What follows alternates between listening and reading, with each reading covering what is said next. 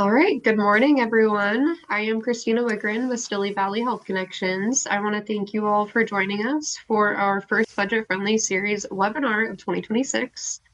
For everyone who is joining us live, please note that this class is set up in a Zoom webinar format. This means that all of the participants are muted and your videos are turned off so that we can record this presentation. If you would like to leave any questions or comments, though, we encourage you to do so by using the chat or the Q&A box, both which are located at the bottom of your screen. Now I will pass it over to Kelsey from Sound Dietitians, who will be presenting on today's topic, budget-friendly crockpot cooking. Thank you for being here, Kelsey, and thank you to those of you who have joined us so far. We hope that you enjoy this class and learn a lot.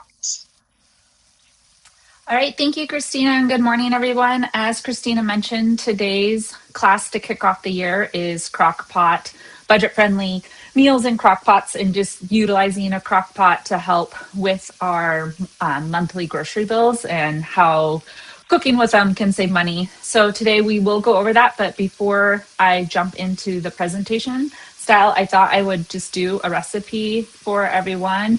So you can see how easy it is, maybe get some inspiration. I also will be sharing some other recipes and we'll be breaking down the cost of those later today. But I have some ground beef sizzling in my pan, and then we'll throw everything in a crock pot and then we'll switch over.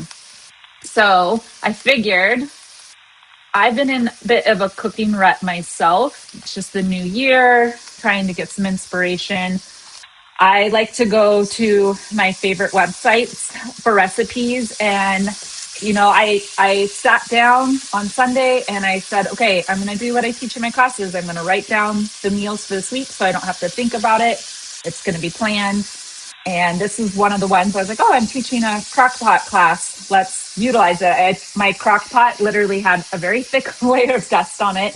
I had to clean it all up. I haven't used it in a long time, but I'm really excited to bring it back out because it used to be one of my favorite kitchen tools, and I just kind of forgot about it.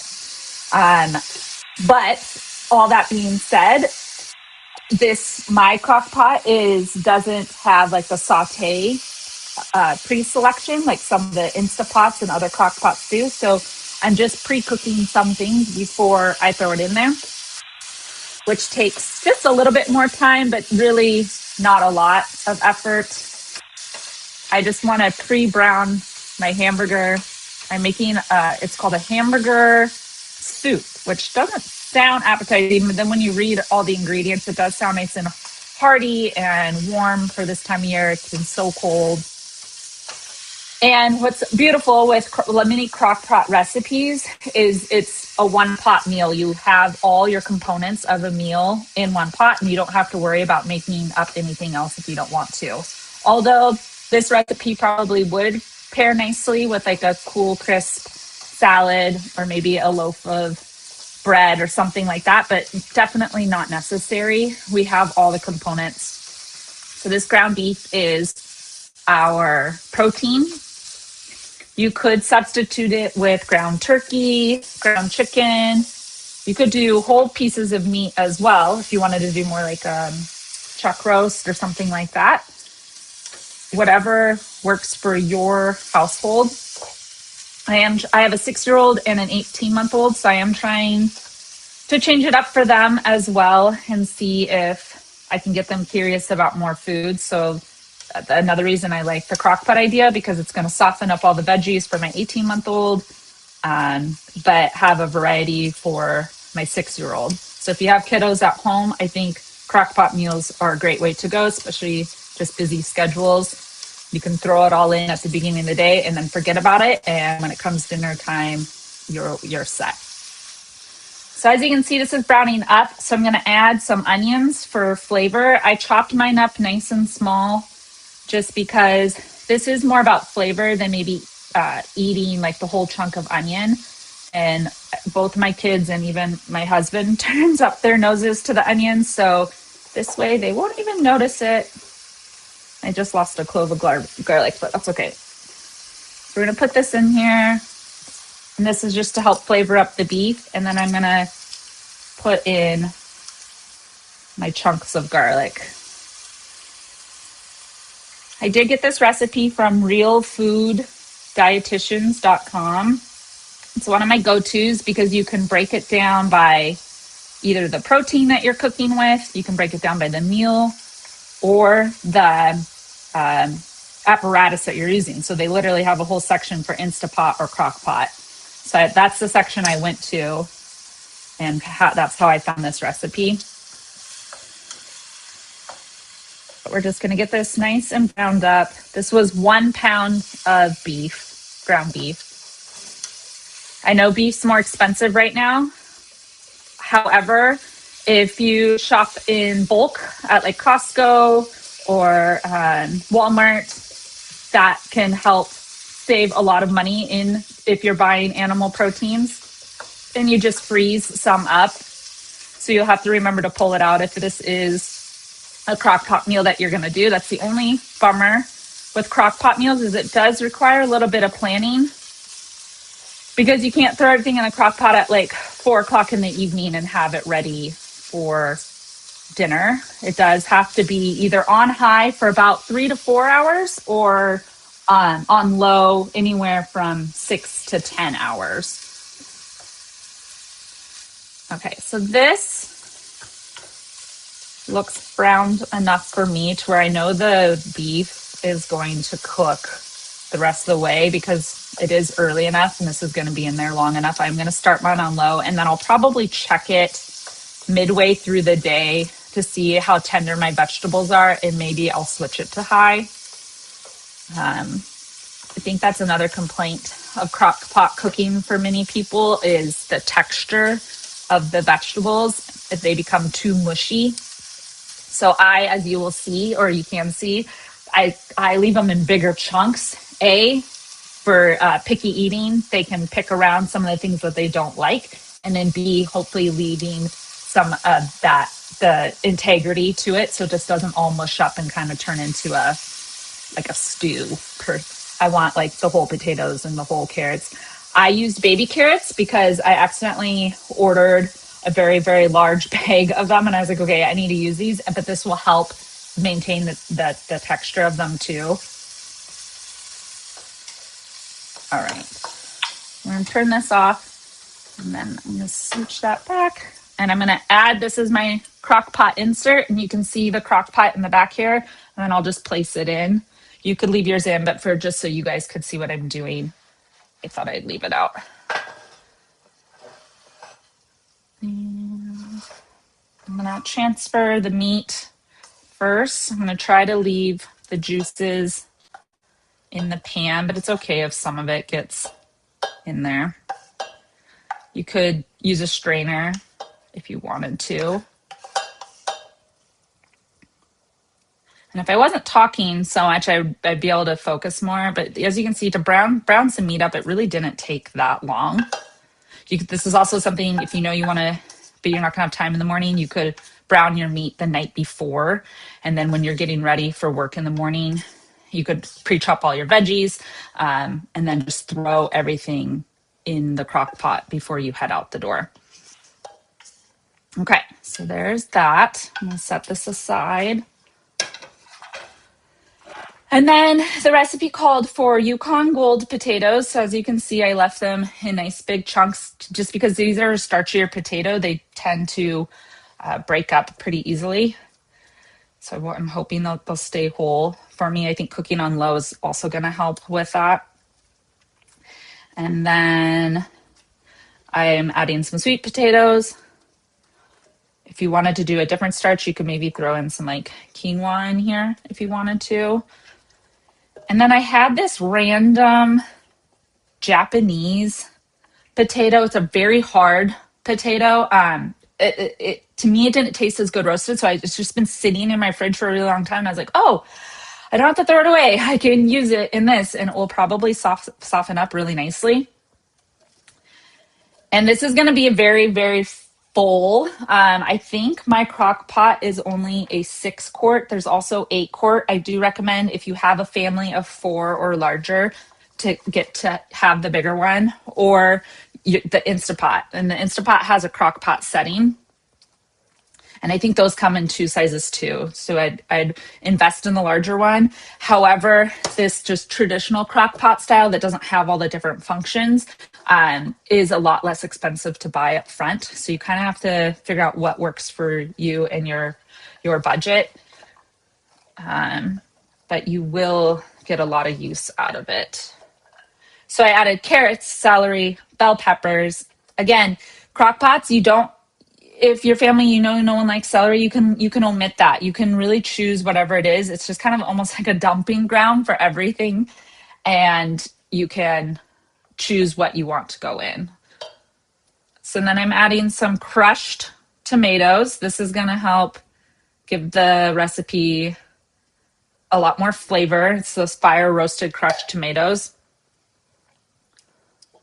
And I probably could have layered this in.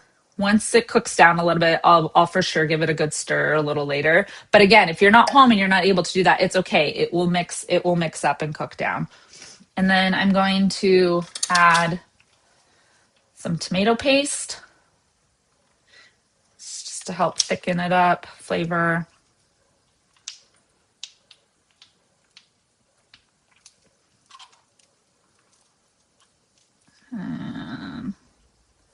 Doing a little bit more than half the can. I think it called for 4 ounces. You could use the whole can, but I'm struggling with my spoon selection. And then I'm going to salt it up a little bit. Not too much because there is salt in the fire roasted tomatoes. There's, let's see how much is in this one, 90 milligrams for 1/4 cup. So that's really going to help add flavor and give a little salt. So I didn't want to do too much of that. I'm going to add some pepper, some Italian seasoning, and then we're going to add our broth and then put it on and it will be done. Maybe midway through or at the very end to this evening, I am going to add just some chopped kale just to have a little bit more greens in it and some frozen green beans. So that way this provides just a little bit more fiber, other colors. And again, I'm just trying to make it nice and veggie loaded. So I know one serving, if we were to deconstruct it, we would have half our plate full of veggies. A quarter of it would be our protein, and then a quarter of it would be our starch with the potatoes. But we're not going to eat it that way. I mean, you could, and that's probably how I'm going to serve it to my kiddos. But you just want to that visual of the healthy plate that we've worked with a lot in other budget classes when you're putting a meal together. If this was just meat that we were cooking in here, then we would want to think about those other components to make sure we're eating a nice balanced meal.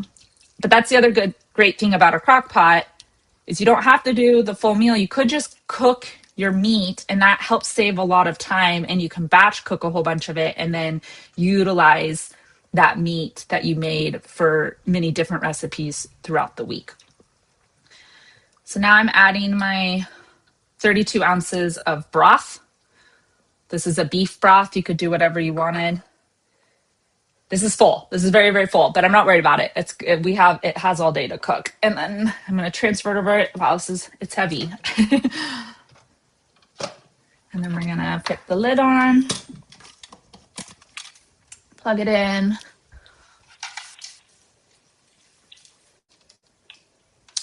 And this is just going to make my kitchen smell really good. And then you have your select button. And so I'm just going to choose let's see, it's 10:14. I like to eat around 5. So I chose the 8-hour low. And then it's just going to sit there. And I don't have to worry about dinner tonight. So thank you for joining me and helping me. And I hope you saw that it's 10:14. We started at 10. So it took 15 minutes, let's say, to throw that together. Probably would have went faster, like I said, if I wasn't talking. And now I don't have to think about at 4 o'clock, okay, what am I going to make for dinner in an hour?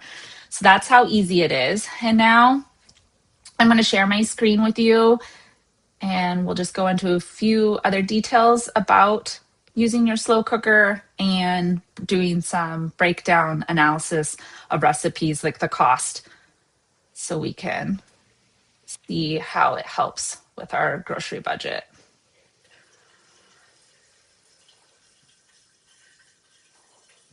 Okay. Can we confirm that everybody can see my screen? Anyone? Yeah. Great. Thank you. Okay.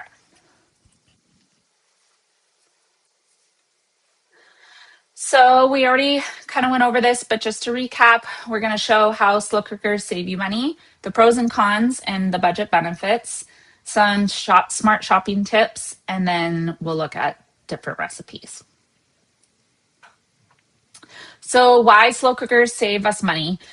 You do use less energy, about 70% on average, than when you have your oven on. So let's say we were using like one of those Dutch ovens, which I like, and I would never say don't use one. But if you're wanting to rotate it up and just cut down on your electric bill a little bit, if you are using your oven and stove every day, but there's those Dutch ovens that you can put inside your oven and let it cook on like a low temperature for a while, and that uses a lot of energies. But the crock pot, just plugging it in, on average saves about 70%. And the cost per serving when we're looking at different recipes is anywhere from $2 to $4, which is quite significant when we think about what it costs to eat maybe like a bowl of soup like this that's very hearty, full of vegetables, has an animal protein in it. I feel like if we were to go get a 12-ounce cup of something like this at maybe a hot bar at a grocery store would probably be about $6, if not more.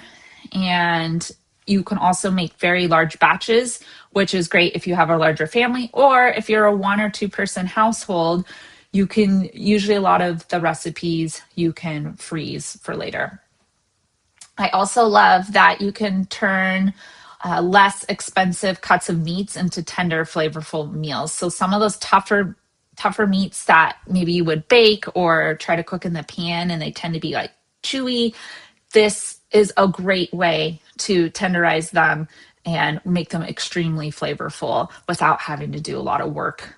And then also, as it's cooking, if it has a little bit more fat on the meat, the fat will drip away and you can easily separate the fat from the meat, so you don't feel like you're overeating the fat within the meat.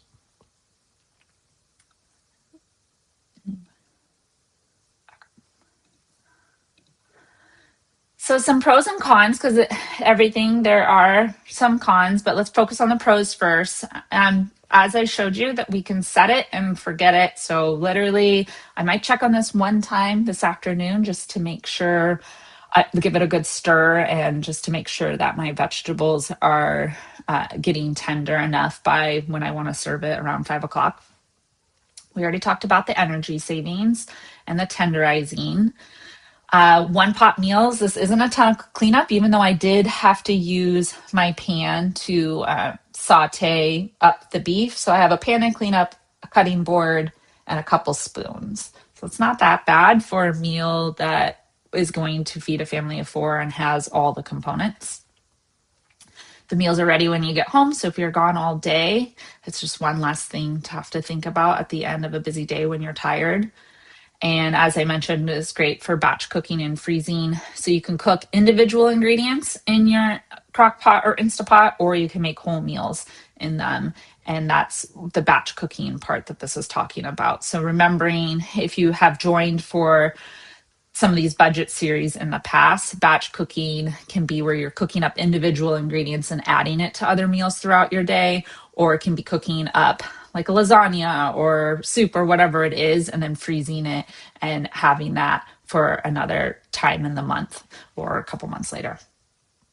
Some cons is it does require planning ahead, but I know I'm confident that if you have been joining us for a while, we've talked a lot about planning and how to go about that. And I know it can be done. It just takes some practice.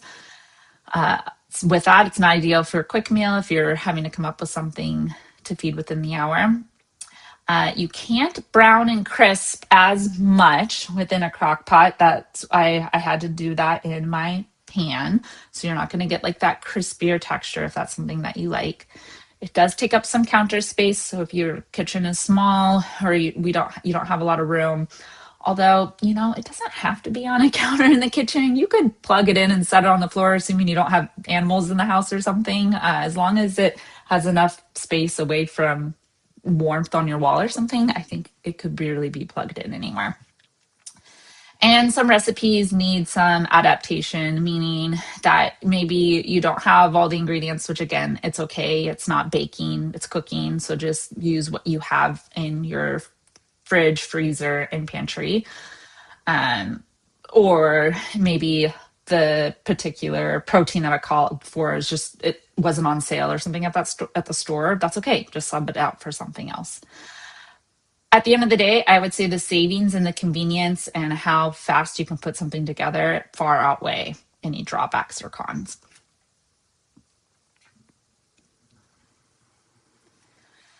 So some smart shopping on a budget, as we kind of already went over, but buying some of those cheaper cuts of meats like a chuck roast, chicken thighs, pork shoulder, these maybe they're fine. I mean, I'm not a professional chef, so I'm sure better cooks out there could make those meats taste good, pan roasted or cooked in the oven. I personally have had the most success of putting them in a slow cooker or an Instapot.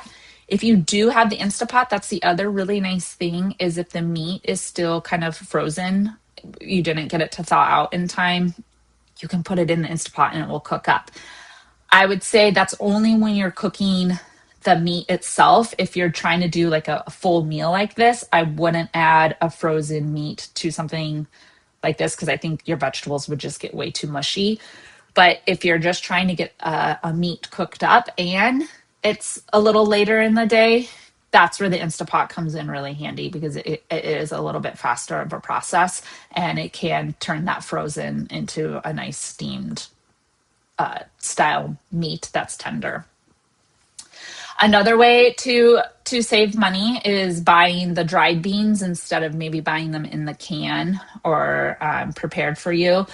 This cuts down about 1/3 of the cost. And not only that, beans are a great source of protein. So they're just, if you don't want to eat meat or you're trying to find ways to save, you could do like a meatless Monday or substitute. Like if I only had a half a pound of the ground beef, I would throw some beans in just to boost up the protein content and drive down the cost of my protein source within that recipe.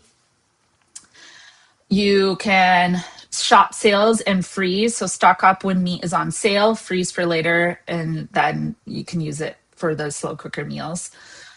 Sometimes when we freeze something and then we go to thaw it out, we lose some of that texture integrity. And so this is when that crock pot can just still keep it delicious and tender. And then stretching your dollars with veggies, adding vegetables that are kind of the same price year round, like your potatoes, your carrots, your onions, those really don't change price dependent on the year. And this is a way that you're going to get some vegetables in that meal. And they cook very, very well within a crock pot. I think I saw a comment or a question come up, so let's check that. Among the meat varieties that are considered cheap cuts, which one are the healthiest to consume? Okay, this is a great question. So yes, we'll definitely answer it. I think anything that has the word loin in it is going to be lower fat. However, I wouldn't get too hung up on that because chicken thighs and chuck roast can be just as healthy for you because as I mentioned, when you're putting it in the crock pot, that fat is going to separate away and then you can just eat the meat and drain or pull that fat out. So I think just focusing on getting a variety of proteins and cooking them in a way or trimming off the fat, even though that takes more time, or cooking them and using this to separate it, they will still be a very protein-rich, healthy meat. But in general, they say the cuts that have the word loin in it are going to be your less fat meats. Our second question is, how does plant-based meat cook in a crock pot? The same.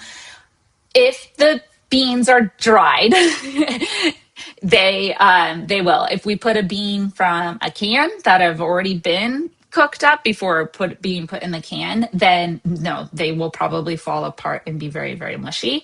But if you're using a dried bean and you're cooking them as like a single ingredient, this is where we would batch cook them. Or, probably could have thrown dried beans in this too, because there is enough liquid and it's going to cook for long enough that it probably would have worked in this as well. And I'd have to play around with that because I haven't actually done it, but they will stay whole, like as when they're done cooking, like as if you had prepared, you would open a can of beans. Some other plant-based proteins. So quinoa, it would stay in that grainy texture.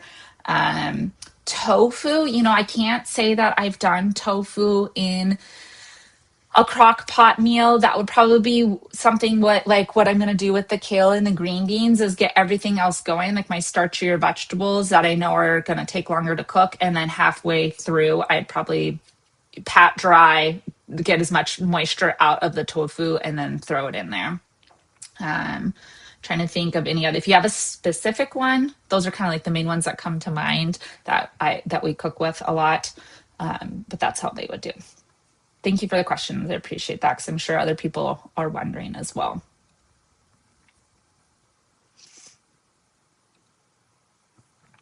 Okay, so here's a cost comparison of some of the meals that we're going to look at.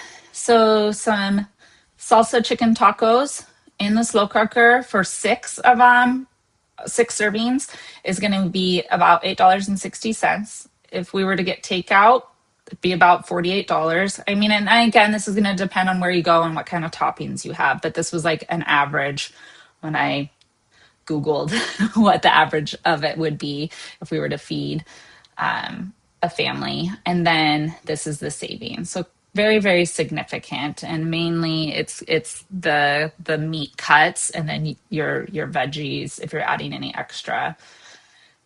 The beef stew, 8 servings, about $13.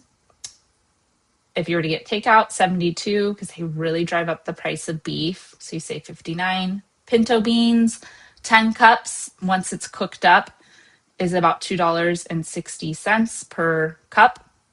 Takeout is about $12 for 10 cups worth. So you save about $9.40. And then vegetable soup, $7 for 8 servings. Takeout about $48. You save $41. So average weekly savings of $50 to $75 of preparing these items at home versus having them as takeout. Oh dear, sorry, we're going to answer this question first. Okay. Is there a time of month or season within the year when meat is cheaper or more available than other times of the year? Just curious if there's a meat version from farmers of fruits and vegetables being seasonal. That's a really good question. If you were to go to a farmer's market and that's where you're purchasing your animal products, I do think those tend to be actually a lot more money because it's small farmers locally. It's not like the fruits and vegetables where you would save money. I just think it just depends on, yes, like around the holidays, there will be certain cuts of meats that will go on sale. So you'll see even with Valentine's Day, I think you're going to see some beef that goes on sale. I know around Christmas time, you also see beef go on sale. So they try to, the people that are selling these items to the store know that people are maybe like making nicer meals around these holidays. And so they will drive down the price to try to sell more. I feel like chicken is like kind of the same price year around, unless, we're seeing like a huge fluctuation in other things that would drive up the cost of it, like the cost of gas. I'm trying to think of other things. That's usually like the reasoning that I hear behind it of the price fluctuating. But that's why if you've been to other budget series classes, shop your ads, look at a few different grocery stores if you're able to. Maybe you have like 3 go-to grocery stores, and then you can kind of plan your shopping around that ad of who has the best price of the meat that you're wanting that week, or buy in like bulk, where at Costco I feel like it's kind of always the same price. Same with Walmart. Winco, I was just talking to my dad about this before the class started. He says he finds really good cuts of chicken there, and that are like, they don't have a lot of fat in them or anything like that. And he says those year round usually are a very fair price. So it takes some investigating, but I don't think it's like seasonal per se. Like your berries, like this time of year, they're outrageously expensive, but this summer they're gonna go down quite a bit. But great question, thank you. Okay, so let's dig into this salsa chicken tacos, just in case you're wanting to make it. You could take a little screenshot of this. But we would need about 2 pounds of chicken breast or chicken thighs if you have them, or you want to, knowing that those cost a little bit less. Those would taste just as fine in a chicken taco because you can shred them up, and with cooking it in the crock pot, it's going to make it really easy to shred up. A 16-ounce jar of salsa of your choice, whether it's spicy or mild, some taco seasoning, some salt and pepper, probably even omit the salt and just do the taco seasoning, and then your tortillas. So this breaks it down by ingredient of the cost. And then over here, it shows how to put it. So you're just dumping everything in, makes it extremely easy. And then it gives us the price. So this is a clearer picture of the slide before. And you can cook it on low for 6 to 8 hours or on high for 3 to 4 hours. And then just shred it with a fork and serve in the tortillas.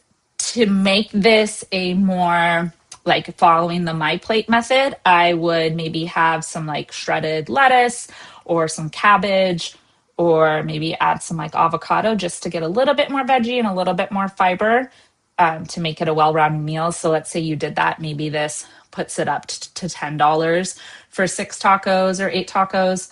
Honestly, 2 pounds of meat, I feel like we would get more than 6 tacos out of that. That's a lot once it shreds up. So I'm just going to give it a minute just in case anyone wants to take a screenshot of this. But your prep time is 5 minutes, but the cook time is 6 to 8 hours, but you're not having to worry about it throughout the day. Yeah. Okay, so hearty beef stew, similar to what I made just now. I just used ground beef, and I also am hoping it turns into more of a soup, like liquid texture, than like a thicker stew texture. We'll see how it goes. I honestly haven't made this recipe before. But if you like more of a hearty beef stew, that chuck roast again is going to be a cheaper cut of meat that you can really tenderize. And then you choose whatever type of potatoes that you want, or you could do a variety like we did. Oh, I'm sorry, I didn't realize I put 4 carrots sliced twice. We only need 4 carrots. You could do more. Your onion, some beef broth, tomato paste. So this recipe is very similar to the one that we did. Mine was just more veggie loaded. And then you get about 8 hearty bowls, so about $1.63 per serving, versus if you were to go sit in a restaurant, you would be paying close anywhere from like $10 to $12. And again, just dump everything in. And the prep time's a little bit higher just because you're browning the meat beforehand, if you want to, and maybe chopping some vegetables. So that can take a little bit of time.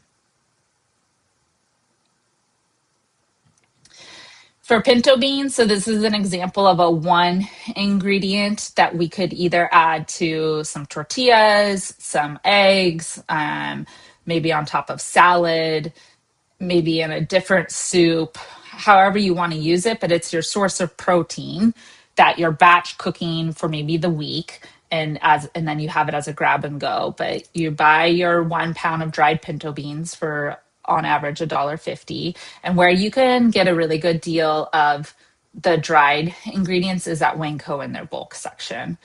And then you add your water, and then these other ingredients are optional. I would, just to flavor it up, but you don't have to. When you're buying beans canned, they don't have any of these flavoring.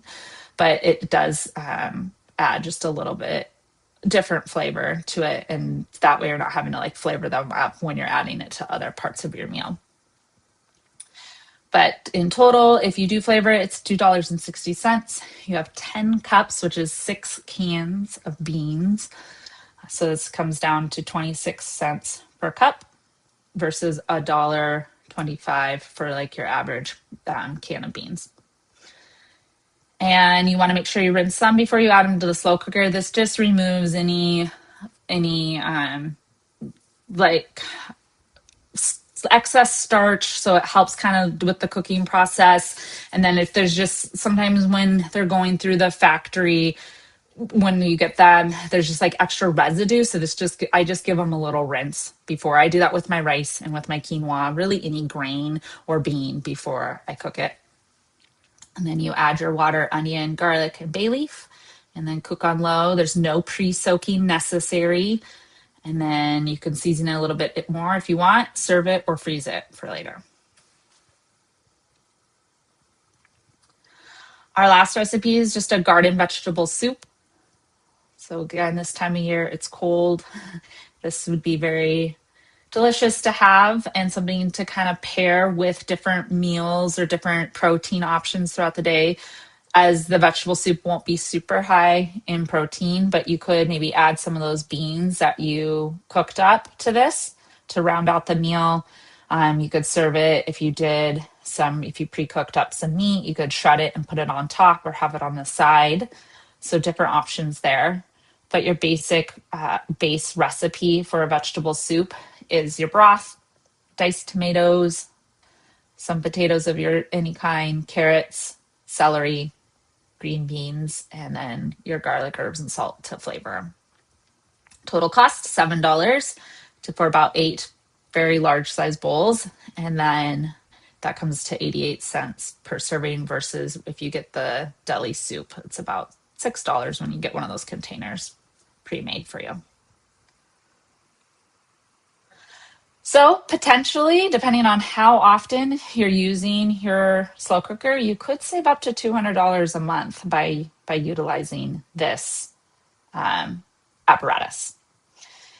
But you would be using it 3 to 4 times a week, so that does take some planning and thinking like, okay, I have to pre-chop or pre-buy these ingredients, so each morning I can put this together. But those recipes that we just looked at, those 4 recipes, were $31.20 if you were to buy like the individual ingredients. We had got 32 servings out of there. So that's under $1 per serving, and it feeds a family of 4 for nearly a week. So wouldn't that be nice if our grocery bill was lower like that? But and that's just dinner meals. So we're not counting for breakfast and lunch. But there are breakfast. I should have thrown a recipe in here. You can look up some like egg bake type recipes that you can do in your slow cooker or Instapot. So some tips just to get the most out of your slow cooker and hopefully get the best final product at the end. Thaw the meat before cooking for food safety, but also I think just for texture. However, that being said, there have been nights where, because I do have an Instapot, I might have gotten rid of it because I was deciding which one I wanted to have more, and now I'm kind of regretting it. But there were times where like I did not pull the chicken breast out in time, and I wanted to make like shredded chicken tacos, and it was 4:00 in the afternoon, and I threw them in the Instapot with some broth just so that the meat wouldn't dry out, and it cooked it up. It does take a minute for it to come to steam, but I want to say in total 35 minutes to cook that chicken. So if you have an Instapot, you haven't used it in a while, collecting dust like mine was, maybe it's time to pull it out and play around with it. Fill your cooker 1/2 to 2/3 full for best results. So mine's really full. So like I said, I'm going to check on this, give it a stir as this stuff cooks and shrinks down. I'm fairly confident it will be okay, but I'll let you guys know if it isn't in the next class. But in general, this is a good recommendation. Don't lift the lid. Each peek adds about 20 minutes. So that's why I said probably midway through is when I'm going to peek on it. I'm just going to trust the process.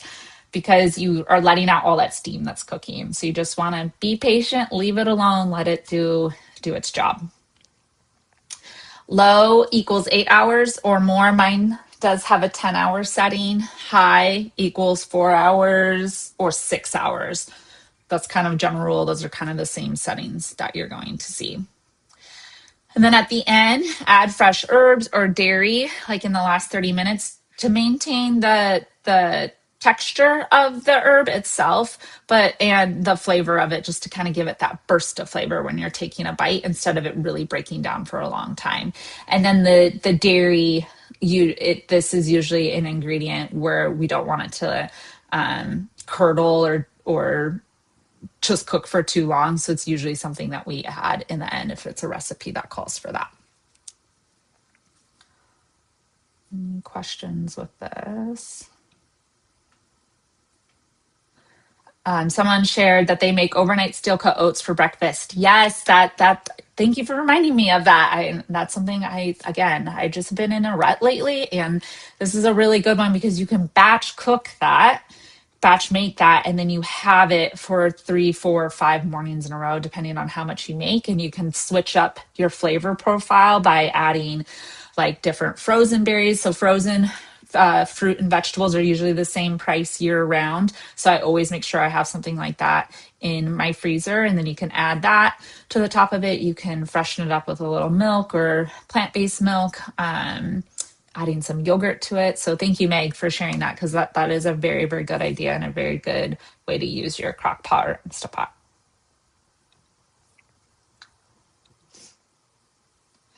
So when we're batch cooking and freezing, you want to cook it once and make a double batch every time if you have the room and depending on how much your family eats. But that night, portion it, label it, and then put it away. So then that way you know you have it for later instead of it maybe sitting in the fridge for 3, 4 days and you're not sure, like, is this still good? Is it not?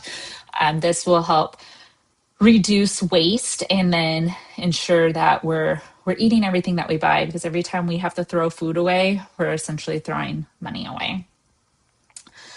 And what's great is then you also know on those nights where you didn't plan ahead, usually you can thaw something out like this by running it under some water to get it to loose out of the dish and then throwing it in a pan on top of the stove to reheat within 20 minutes.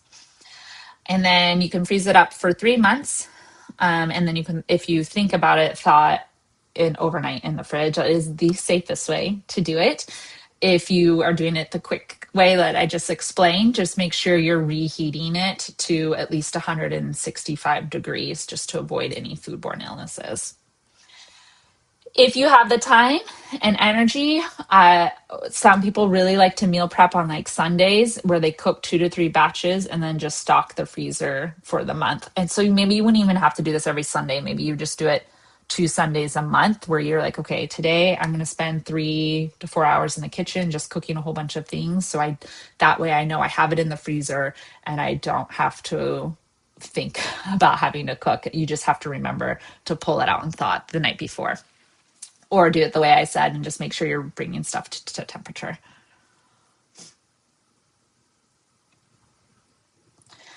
But here's just a quick reference for cooking times. If you're wondering for settings, usually it will say in the recipes if you're looking up recipes, but just in case, if you want to screenshot this or take a picture, a whole chicken on a low setting is about 6 to 8 hours, 3 to 4 on high. And we go down the list, the beef roast or stew, 8 to 10 on a low, 4 to 5 high. Pork shoulder, 8 to 10 low, 5 to 6 high. Your dried beans, 8 to 10 low, 4 to 5 high. Root vegetables, which are like your carrots and potatoes, 6 to 8 hours low, 3 to 4 hours high. Soups and stews, which usually contain all these root vegetables, is the same. And you always want to ensure your meat reaches an internal temperature. These are your temperatures: 165 degrees for poultry, 145 degrees for whole cuts of like pork or beef, and then 160 degrees for any of your ground meats. So some key takeaways when we're thinking about pulling the Crockpot out, if you haven't used it in a while and you are motivated and inspired, you can use it to cook once, eat all week if you want to. So you prepare large batches with multiple meals, and then you have leftovers. Or you can just cook a few different ingredients knowing that you're going to add it to different items throughout the week, and that really cuts down on time as well. You remember through the different slides that we looked at, you have the potential to save quite a bit of money making a lot of your meals about $2 per serving, depending on kind of what it is that you're cooking, or maybe you're pairing it with your vegetables on the side. It will still be under about $3, $3.50 per meal. And this can give us about $200 a month versus getting takeout, which is just so outrageously expensive anymore. And maybe you just plan like different, maybe it's like once a month or once a week, however it works for your family and your finances of when that takeout will occur, but write it out of when it is and build it into your budget. And then pro tip, consistency is key. So start with one to two slow cooker recipes per week, and then you can build from that. So anytime I give a presentation, there's many different things that we could try, and it can be overwhelming. I just suggest picking one thing that you start practicing for a couple of weeks and see how it works for your family, your household. If it's not working, question why. And then if it's still not working, maybe you pick something else that you learned from the presentation and try to insert that. And those little changes do add up and really help with your food budget over time. Okay, that is the end of my presentation. If anyone has any questions or comments, I would love to answer or read them. But thank you all for joining, and I hope you have a beautiful rest of your day.